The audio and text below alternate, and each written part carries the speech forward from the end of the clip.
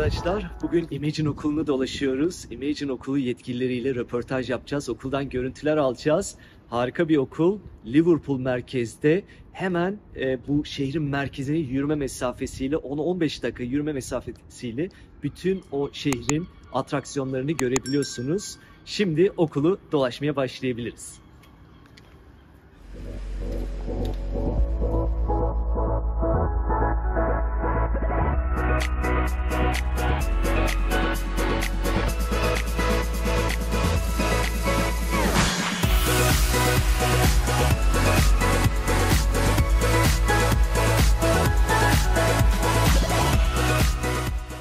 Merhaba arkadaşlar. Bugün Liverpool'dayız. Harika bir okuldayız. Imagine okulundayız. Okul yetkilisi Tim Bey ve Amanda Hanım bizi karşıladılar.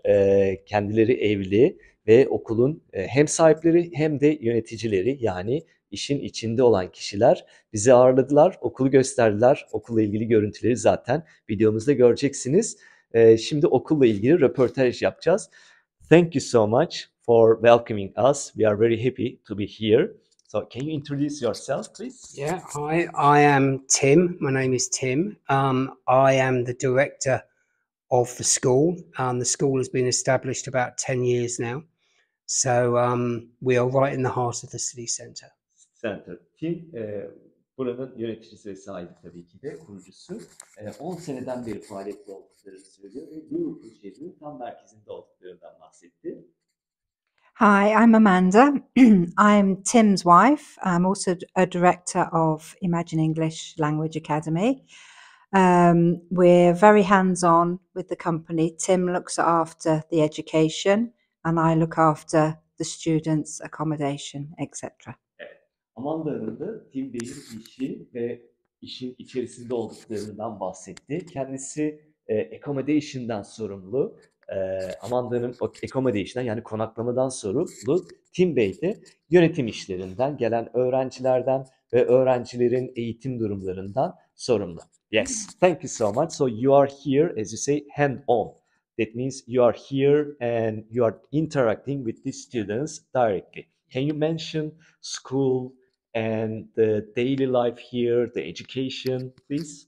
Okay. Well, I'll talk about the education. We have a good number of English teachers at the school. They are all qualified with what is called CELTA qualification, which is what you need to, the proper qualification you need to be a teacher. We also give them ongoing training. We do all sorts of, we do it right from the very beginning. So we do what is called A1, which are beginners, all the way up through to advanced or even proficient. We do a number of qualifications. We do all the Cambridge-based qualifications. We do IELTS. We do a whole range. We can do business English, academic English, something called employability English. So there really is something for everyone. Really, wide range of courses. There's a wide range of courses. Yeah. Okay. So Tim Bey okuldan tabii ki bahsetti. Burada farklı kurs seçenekleri sunduklarından bahsetti. Başlangıç seviyesinden en üst seviyeye kadar İngilizce kursları olduğundan, IELTS kursu veyahut da Cambridge kursları, iş İngilizcesi kurslarından birebir kurslara kadar birçok alanda kurs verdiklerinden bahsetti. Ve öğretmenlerden bahsetti. Öğretmenlerin hepsi CELTA sertifikalı. CELTA, İngilizce öğretmeni olabilmek için gerekli olan bir sertifikasyon. Bu sertifikaya sahip öğretmenlere sahip olduklarını ve bu noktada şanslı olduklarından bahsetti. Yes, and you have general courses. So mostly Turkish students are coming for general courses. Okay. So it is 15, 20, 25. So intensive, you call general and intensive, right? Well, so what's the difference? Okay, our general courses are all of those levels from beginning up to proficient, but they are not necessarily students who are not necessarily going to do an exam at the end of them. So we have, that is general English. Our average is about 15 hours a week, which is 3 hours a day.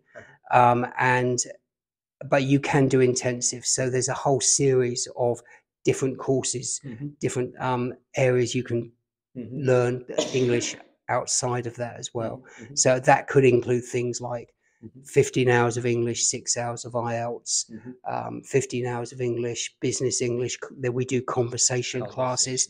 A lot of students, it's very important for them to improve and hone their conversation skills. So they are really good as well. But we do a whole variety. We do some very specialist courses as well. Yeah. Evet, genel kurslardan bahsettik. Burada olan genel İngilizce kurslardan ve yoğun İngilizce kurslardan arasındaki farkı zaten biliyoruz ama bir de Tim Bey'den duymak istedim. Genel İngilizce kursları 15 saat, 20 saatlik kurslar. Çoğunlukla da 15 saatlik kurslar, ders saati günde 3 saate tekabül ediyor. Hafta sonu okullar olmaz. Günde 3 saatlik bir eğitim ama öğrenci conversation yani konuşmaya yönelik veya iş İngilizcesine yönelik veyahut da IELTS'e yönelik çalışmak isterse de öğleden sonra ekstra 2 saat daha eğitim alabiliyor ve haftalık süreyi yoğunlaştırabiliyor haftalık. So you have general English 15 hours, 20 hours, and of course they can take more, but you don't advise, you don't recommend, right? Yeah. Well, normally we would say, 21 is a good amount. Some students can cope with more, so if they really want to do more, we can do it. But I think for a learning experience and to get the most out of your stay, you should. I think you should be careful not to go over 25 part, but maybe extending the duration, right? Yes, it's better. Yes. Yeah, instead of 1 month, 30 hours, 40 hours, but 6 months, maybe 15 hours, 20 hours. Definitely. It's better. And also they socialize outside. And learning English happens in the classroom, but it also happens outside the classroom. Yes. So we have events that we go to, but there's just mixing with other students. Yes, and great. Speaking English can be really important. Burada tabii ki öğrencilerden bazıları haftada 30 saat, 25 saat üzeri 30 saat, 35 saat yoğun, süper yoğun programlar isteyebiliyor. Ama bu aslında çok da etkileyici ya da etkin olmuyor.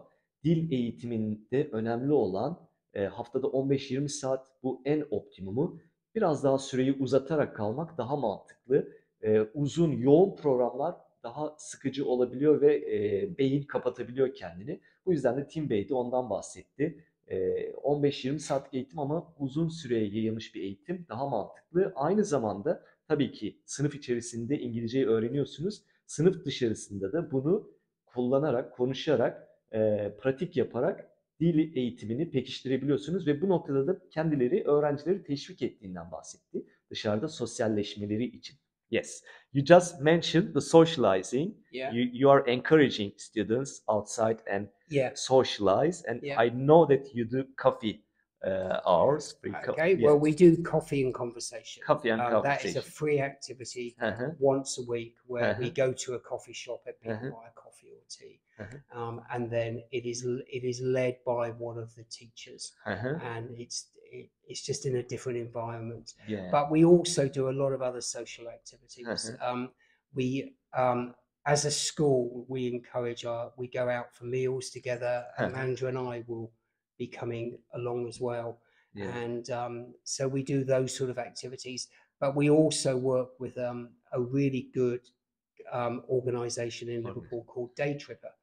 And once during the week and then at weekends, there are excursions that you can go on with cheaper prices, right? With reasonable prices. It depends. So but they can take people to Edinburgh, or even London. But some of the historical cities around Liverpool are York and Chester. York is, I think, World Heritage right now. Yes, and I think Chester might be as well. But then if you want the countryside, then they make a trip. We've got Lake District, the Peak District, lots of different places you can go to. Perfect. There's the mountains in Wales, Snowdonia, visit the castles. So at weekends, sometimes it's nice just to stay in the city and relax. Other times there might be trips you might like to go on as well. Yes. And the shorter trips are during the week. During the week.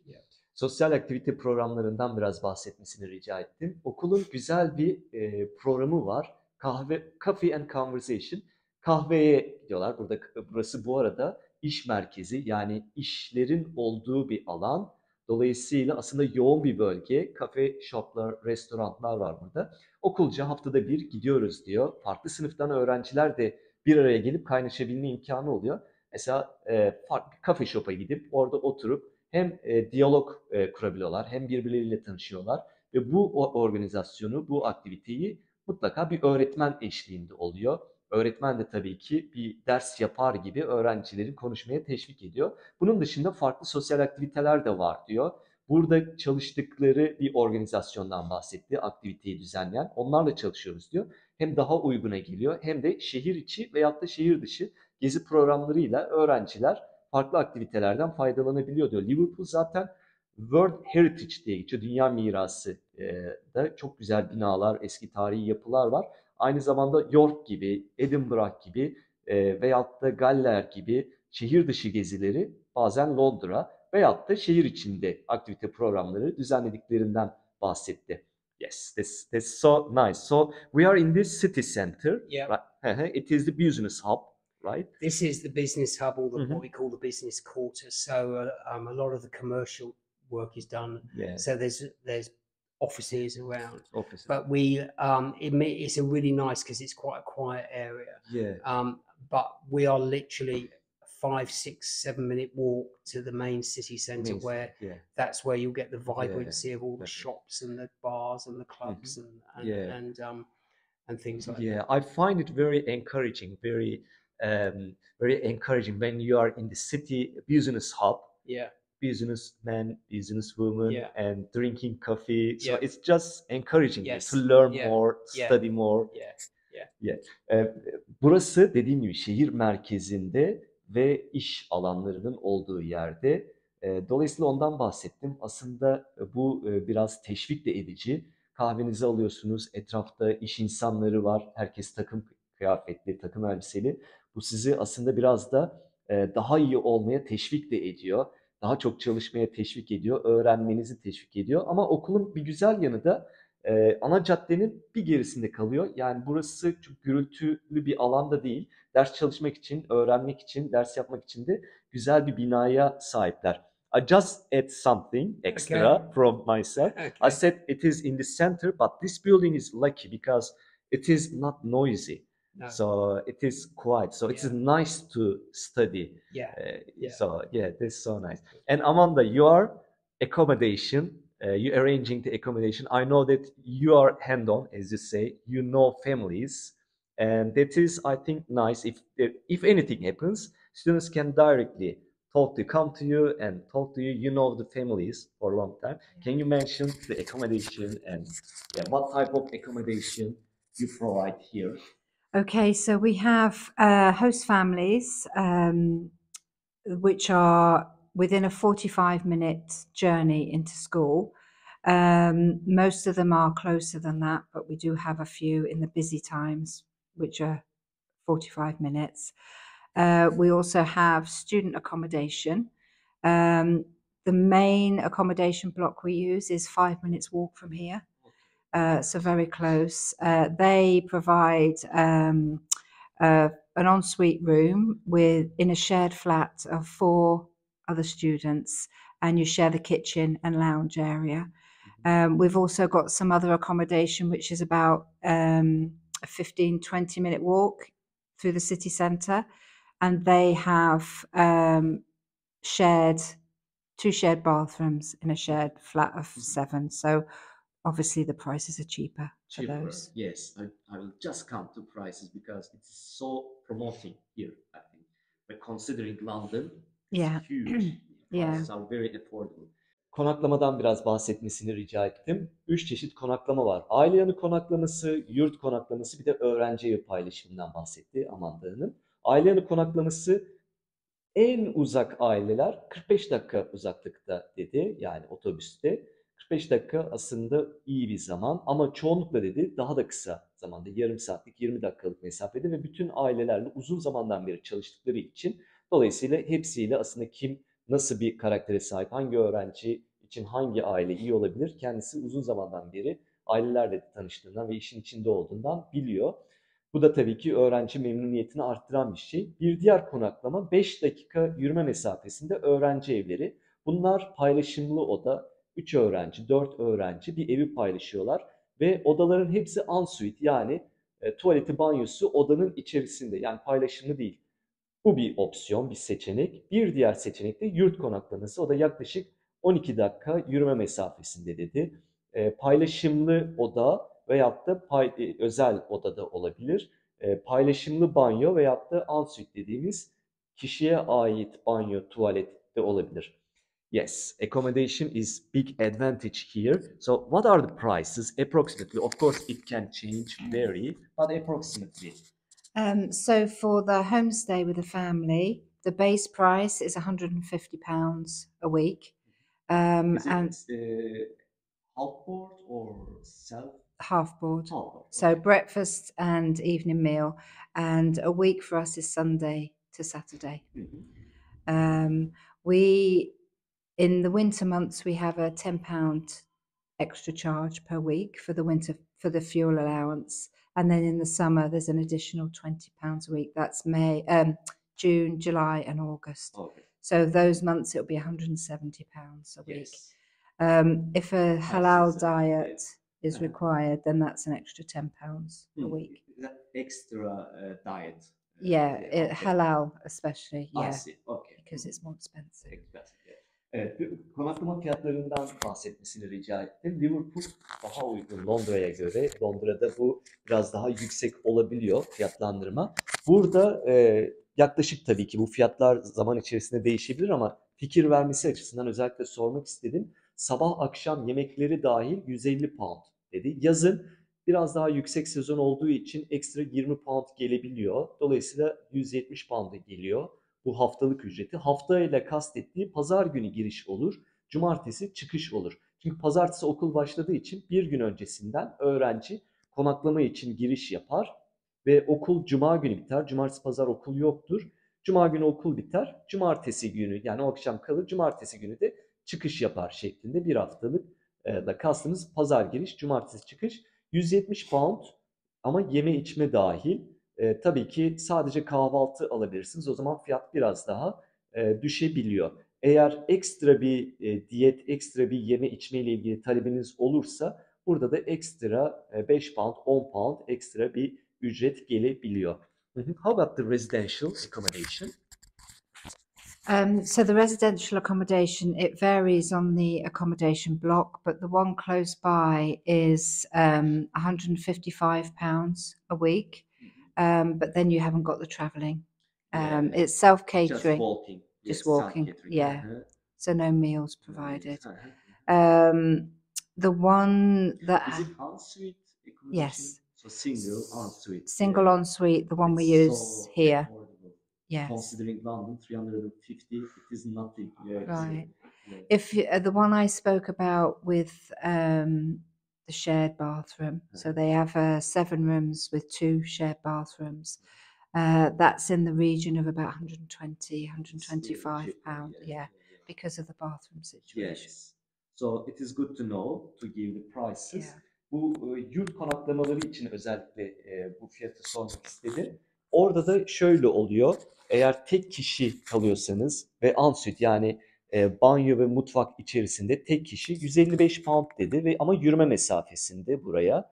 Self catering, yani kendiniz yemeğinizi yapmanız gerekiyor. Oda içerisinde veya yurtta zaten mutfağı kullanabiliyorsunuz. Ama yürüme mesafesinde, yani herhangi bir otobüs veyahut da metroya para vermek zorunda değilsiniz. Çok iyi. Londra'ya kıyasla Londra'daki ücretler 250-350 pound haftalık. Bir diğer konaklama alternatifi de öğrenci evi paylaşımı veyahut da yurt da aynı şekilde. Ama burada 7 oda, 6 oda, 7 oda, 2 banyo paylaşı aynı kattaki. Yani bu da uygun, yapılabilir. Sonuçta herkes sizin gibi öğrenci. Ve tabii burada şöyle bir şey var. Kız erkek ayrı. Yani kızlarla erkekler aynı yerde kalmıyor. Ayrı olarak kalıyorlar. Bunun ücreti de 125 pound'a geliyor. Yine odanız size ait olmuş oluyor. Tek kişilik odalarda kalmış oluyorsunuz. Yes, this is so affordable. Yes. So which nationalities do you have approximately? Of course, this is roughly. So classroom size and the nationalities, which countries students must be coming? Okay, so we have a maximum class size of 10 students. Outside of the peak months, peak season, it's about approximately 6 or 7 students per class. Peak season, summer, right? Yes, so May, June, July. May, June, July. Yeah, and it'll be 10. 10. Sınıflar maksimum 10 kişilik ama Mayıs, Haziran, Temmuz aylarında biraz daha yoğunluk olabiliyor ama maksimum 10 kişilik. Bu aylar dışında da 6-7 kişi diyor ortalama olarak. And nationalities? We really do have a good mix of nationalities. At the moment we've got Chinese, Spanish, French. We've got some Germans coming, haven't we? We have some Arabic. We have quite a few from South America as well. In terms of Turkish students, we really are quite a very low percentage of Turkish students. I would say under 1%. Under 1%. Under 1% of our students are Turkish.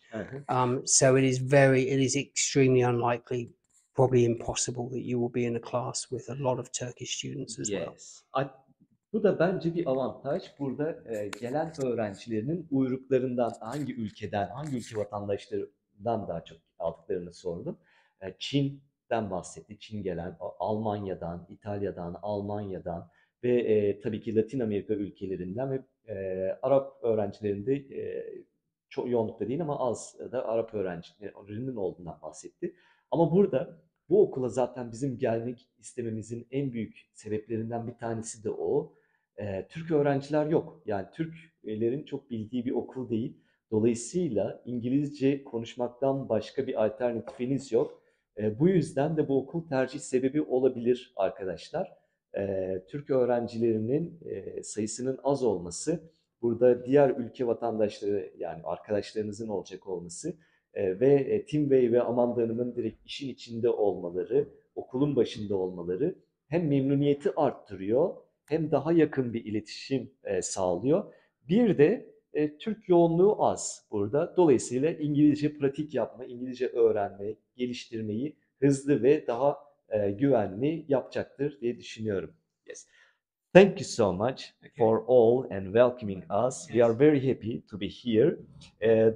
Lastly, I have a question. What would you recommend the students before coming here and when they are here? So what would be your advice to make this is journey, education journey, to make it more efficient, to get the maximum capacity? As a teacher, you are an educator, so your recommendations are very important. I think coming with the right mindset is really important. Yes. Please come and have a great holiday and have a great time. And Liverpool as a city is a great city for that. It's a very vibrant, lively city. The people are really friendly.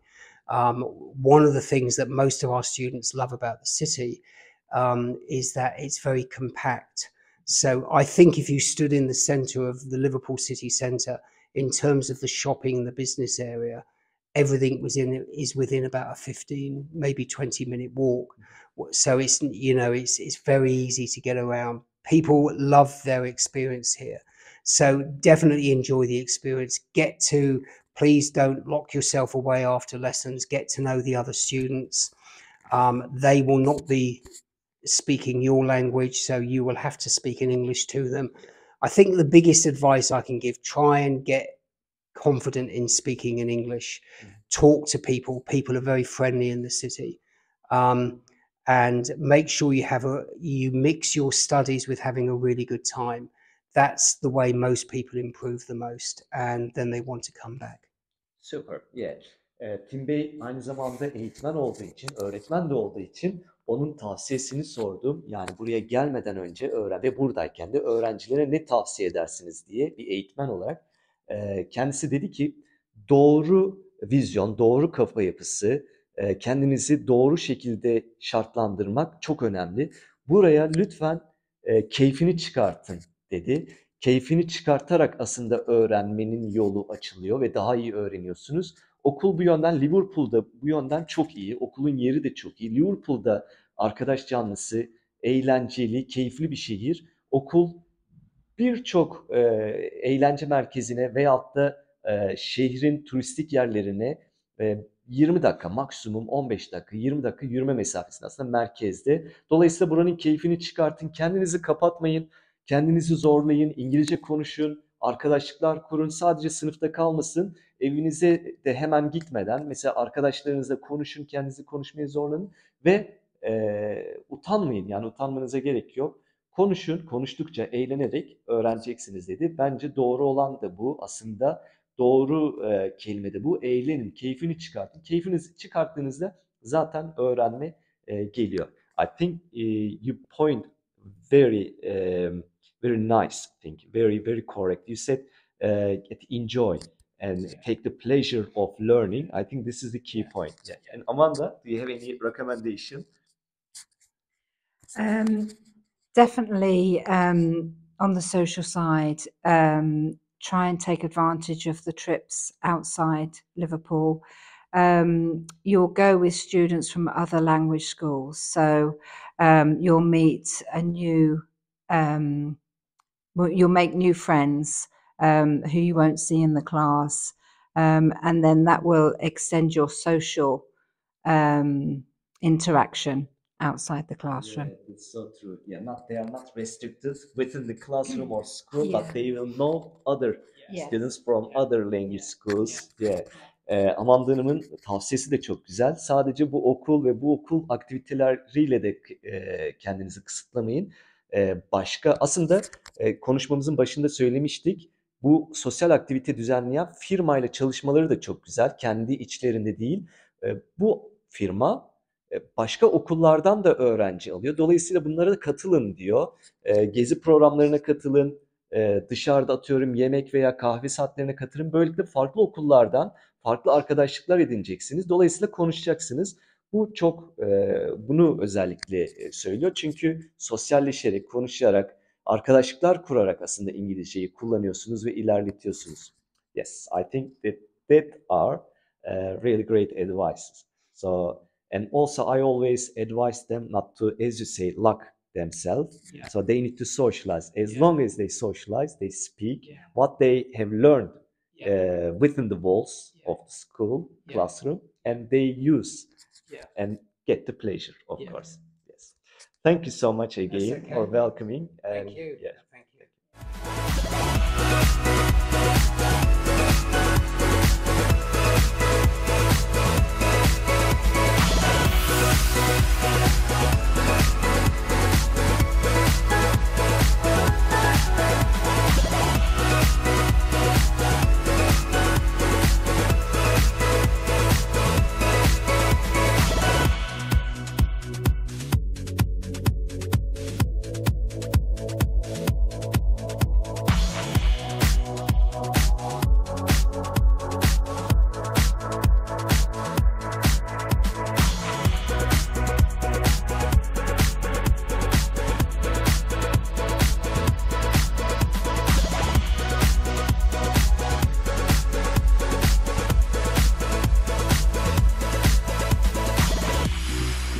Evet arkadaşlar, bugün Imagine okulundaydık. Okulun ismi de bu arada John Lennon'ın ünlü şarkısı Imagine'dan geliyor. Liverpool'lu biliyorsunuz. Buradan geliyor. Okul yetkilileriyle Tim Bey ve Amanda Hanım'la röportaj yaptık. Okulla ilgili yine her zaman benimle iletişime girebilirsiniz. Okulla ilgili sorularınızı veyahut da fiyatlandırmaları için benimle iletişime geçebilirsiniz. Zaten iletişim bilgilerimi de paylaşacağım sizinle. Şimdilik bu kadar. Hepinize sevgi dolu günler diliyorum.